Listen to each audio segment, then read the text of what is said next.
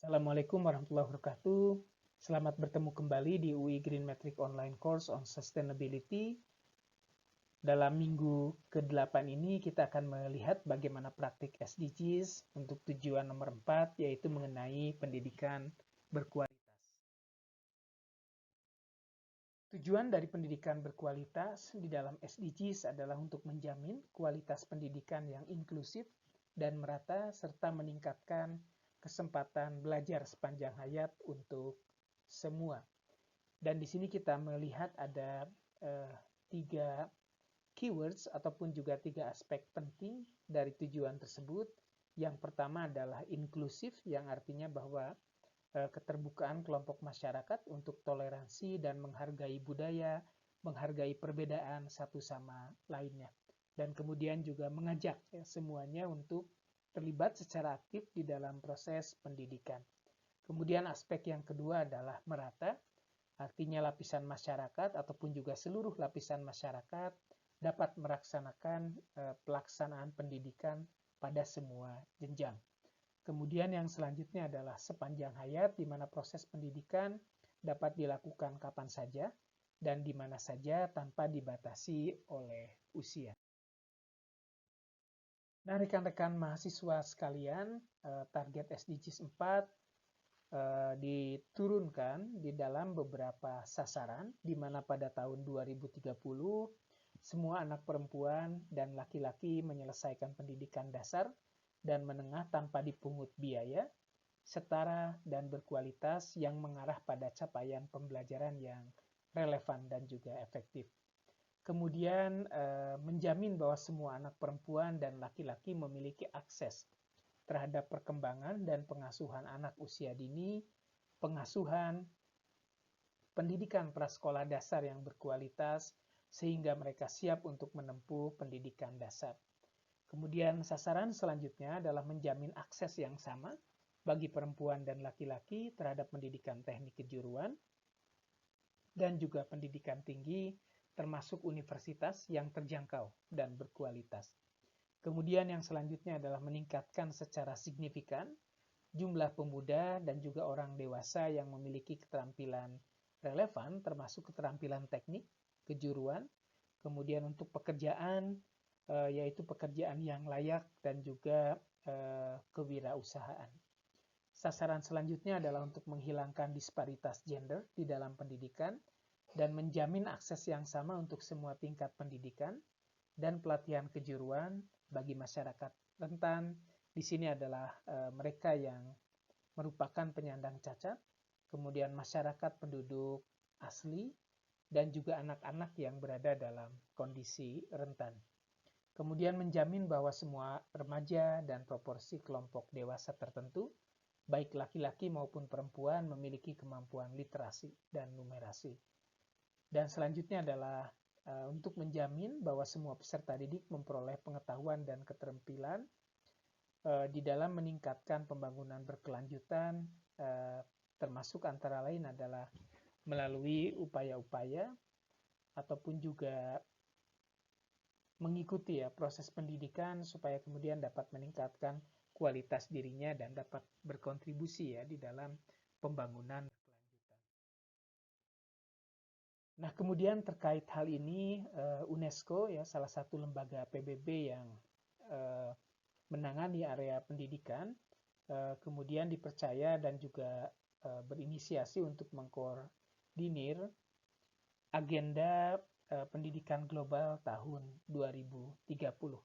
Jadi agenda ini memiliki semacam framework yang memberikan panduan-panduan untuk implementasi supaya kemudian tujuan nomor 4 ini dan juga komitmen-komitmen yang ada di dalamnya bisa dicapai secara global, di mana tidak ada negara-negara yang tertinggal atau dalam hal ini no one left behind gitu ya, tidak ada yang ditinggalkan sehingga semua secara bersama-sama berupaya mencapai tujuan tersebut.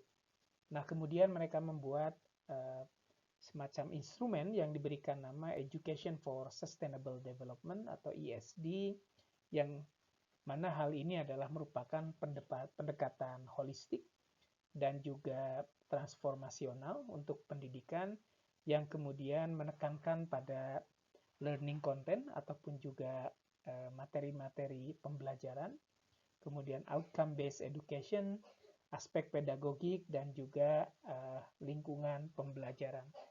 Dan kemudian menurut UNESCO 2015, pendidikan harus bisa berkontribusi terhadap visi yang baru dari pembangunan berkelanjutan secara global. Nah, kita akan melihat beberapa fakta secara global yang terkait dengan pendidikan.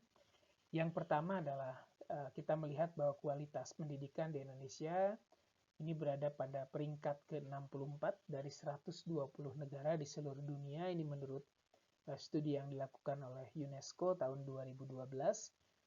Kemudian selanjutnya indeks perkembangan pendidikan. Peringkat Indonesia berada pada posisi 57 dari 115 negara pada tahun 2015. Dan yang selanjutnya Indonesia juga menempati posisi 110 dari 187 negara dalam hal indeks pembangunan manusia. Ini berdasarkan studi dari PBB tahun 2015. Nah, oleh karena itu melihat kondisi hal ini, maka tujuan pendidikan ini akan menjadi tumpuan upaya pemerintah.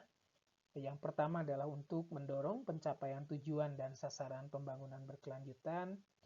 Dalam hal ini tentunya adalah meningkatkan human resource, yaitu indeks pembangunan manusia, sehingga kemudian peringkat Indonesia ini dapat semakin membaik dari waktu ke waktu.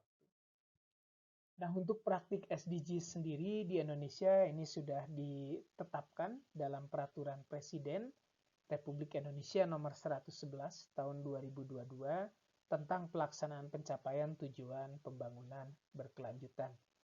Nah, peraturan yang baru ini memuat sasaran tujuan pembangunan berkelanjutan nasional untuk tahun 2024 yang disusun mengacu kepada tujuan dan sasaran pembangunan berkelanjutan global dan juga sasaran nasional yang dimuat dalam Rencana Pembangunan Jangka Menengah Nasional atau RPJMN untuk tahun 2020 dan sampai dengan 2024.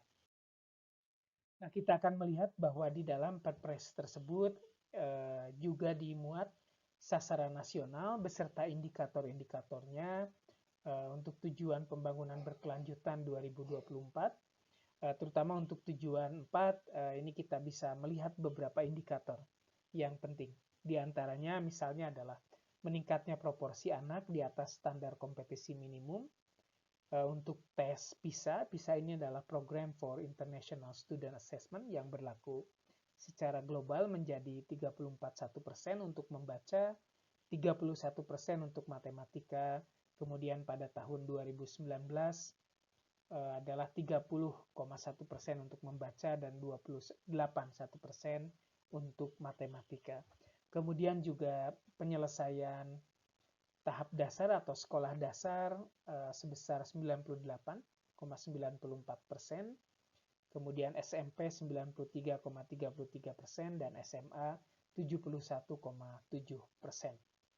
Kemudian persentase dari anak SD yang telah mengikuti pendidikan anak usia dini ini adalah sebesar 72,77%. Kemudian angka partisipasi kasar perguruan tinggi sebesar 32,28%. Kemudian meningkatnya pemanfaatan teknologi informasi dan komunikasi di dalam pembelajaran. Kemudian ada partisipasi kasar. Di sini juga sudah ditentukan target-targetnya, yaitu 20% termiskin dan 20% terkaya untuk tingkat SMA, SMK, dan juga sederajat. Ini menjadi 0,83 dan tingkat pendidikan tinggi menjadi sebesar 0,32. Kemudian ada beberapa indikator lainnya yang terkait dengan pengajaran dan pembelajaran dengan penerapan kurikulum yang memberikan penguatan pengajaran berfokus pada kemampuan literasi. Kemudian dorongan untuk pemerataan akses dan wajib belajar 12 tahun serta penyediaan beasiswa kemitraan negara berkembang kepada mahasiswa asing sebesar 560 orang. Nah, rekan-rekan mahasiswa semua juga bisa melihat peraturannya yang kemudian secara detail terkait terhadap sasaran global. Nah, kemudian untuk membuat dokumentasi capaian dari SDGs-nya, maka Bappenas membuat sistem informasi yang dinamakan dengan SDGs bappenas.go.id. Kemudian disediakan juga dashboard untuk mengkompilasi data-data baik itu untuk indikator makro maupun indikator SDGs ya per tujuannya. Nah, ini misalnya untuk indikator makro yang termasuk di dalamnya adalah pertumbuhan ekonomi, pengangguran terbuka, tingkat kemiskinan, Gini ratio, kemudian indeks pembangunan manusia, dan lain-lain. Nah, kemudian di dalam dashboard tersebut, Anda semua bisa kemudian mengunjunginya untuk melihat capaian-capaian tahunan dari indikator-indikator setiap sasaran ya pada setiap tujuan pembangunan berkelanjutan. Nah, ini contoh tangkapan layar dari data spasial untuk indeks pembangunan manusia.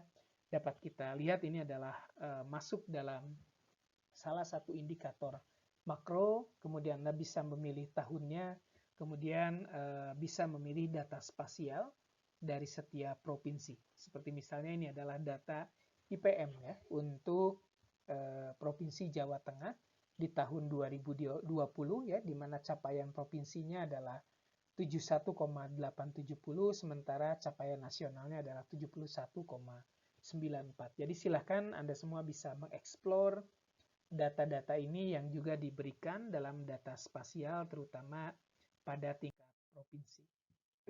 Nah, kemudian Anda juga bisa melihat data-data capaian untuk indikator-indikator sasaran yang terkait dengan SDGs mulai dari 1 sampai 17 ya. Anda lihat di sini ada beberapa data capaian indikator terutama untuk tujuan nomor 4 ya, pendidikan berkualitas, dan sama data-datanya juga disediakan dalam bentuk spasial untuk setiap provinsi. Anda bisa kemudian melihat data-data tersebut sehingga secara nasional ataupun juga kedaerahan ataupun juga provinsi kita bisa melihat capaian ataupun juga indikator-indikator yang terkait dengan SDGs terutama nomor 4 ini, pendidikan berkualitas dari tahun ke tahun, dan tentunya nanti akan dilakukan evaluasi ya terhadap rencana aksi yang diperlukan untuk mencapai target-target indikator yang telah ditetapkan. Baik, semuanya itu saja untuk bagian yang pertama untuk SDGs nomor 4 yaitu terkait pendidikan berkelanjutan. Anda kemudian bisa langsung mengisi ataupun juga mensubmit jurnal refleksi pada minggu ke-8 ini di platform e-learning, dan juga bahan presentasi sudah disediakan ataupun juga diupload di Moodle sehingga Anda bisa membuka melalui akun masing-masing. Terima kasih atas perhatiannya. Assalamualaikum warahmatullahi wabarakatuh.